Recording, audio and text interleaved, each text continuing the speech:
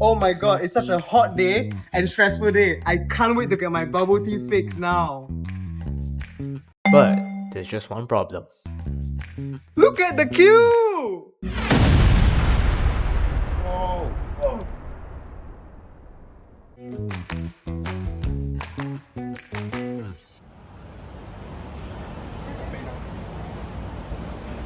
I'm at the back of the queue. Oh my gosh, my class is about to start in 10 minutes. Let me just go and get my drink somewhere else. Wait, no! Why are my sales slowing down? Need help. Did someone say help? Hi, I'm Aloysius. Hi, I'm Joanna. Hi, I'm Ziyi. Hi, I'm Anissa. I'm Shalene. Hi, I'm Barky.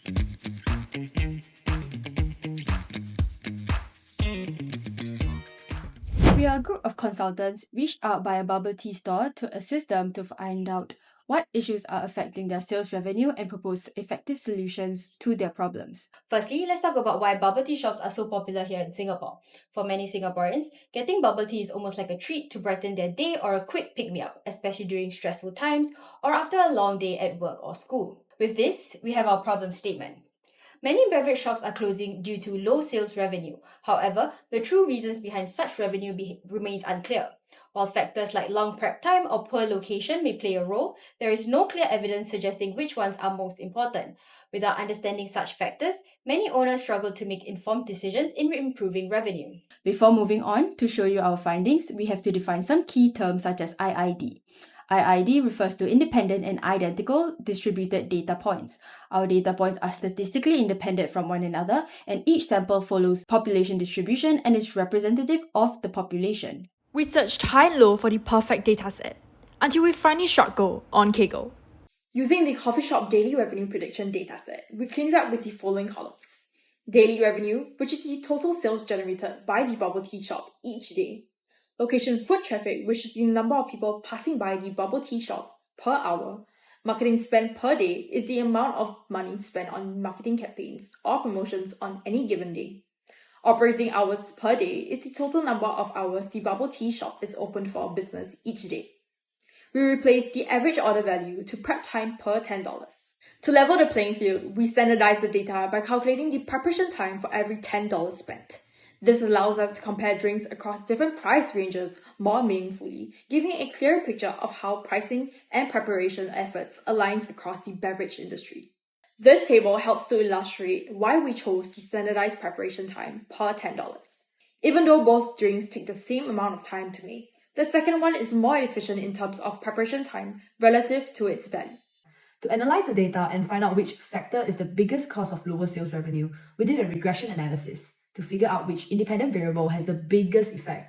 Our dependent variable is daily sales revenue, while our independent variables are location foot traffic, marketing spending per day, operating hours per day, and prep time per $10. Upon doing the regression analysis, we find that both marketing expenditure and prep time per $10 are significant. Prep time has the lowest p-value, showing that it has the highest statistical significance. Moreover, it has a high negative coefficient of negative 745.01, showing that it is negatively correlated. This means that by decreasing 1 minute of prep time, sales revenue increases by 745. Moreover, the adjusted R-square is 0.7365, which means that approximately 74% of the variation in the dependent variable is explained by the independent variables. This suggests that the model has a relatively strong explanatory power. Hence, we can derive that by reducing prep time, we can increase the sales revenue of these shops. From our sample, we wanted to see whether preparation time is related to a shop's revenue. We defined mu0 as the average prep time for high revenue shops and mu1 for low revenue shops.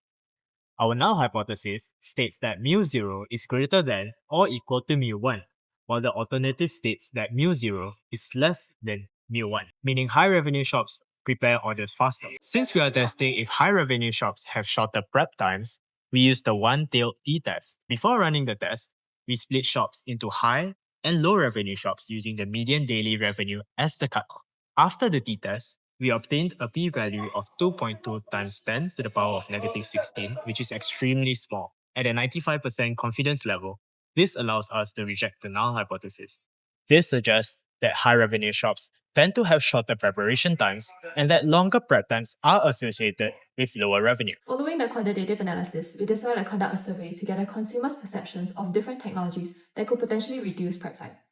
Through a Google form, we got 112 participants to rate the effectiveness of these technologies. Our findings saw that participants viewed robots as the most useful in reducing prep time, with an average rating of 4.08 out of 5. This followed by an average rating of 3.93 for kiosks and 3.81 for an application. Following the probability theory, the central limit theorem states that the sampling distribution of a sample mean approaches a normal distribution when the sample size becomes sufficiently large, when n is more than 30. This is regardless of the shape of the population distribution.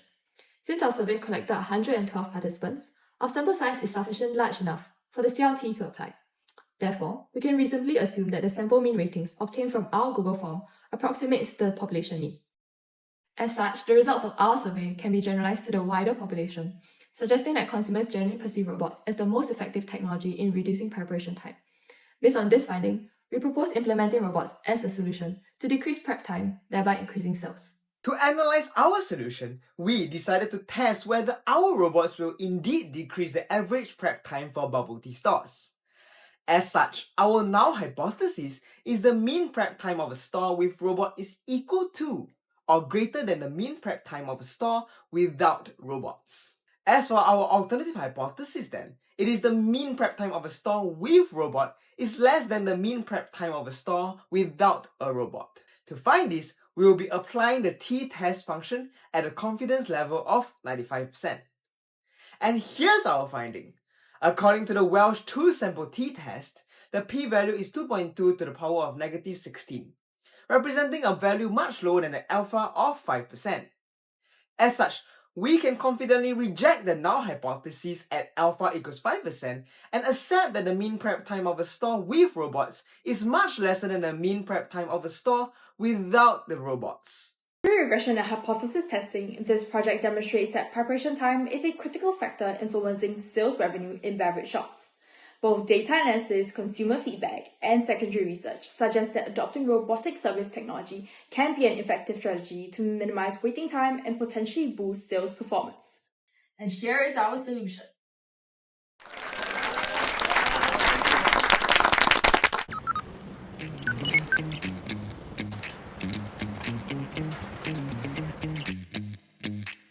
Wow, my sales have really increased after using the robot.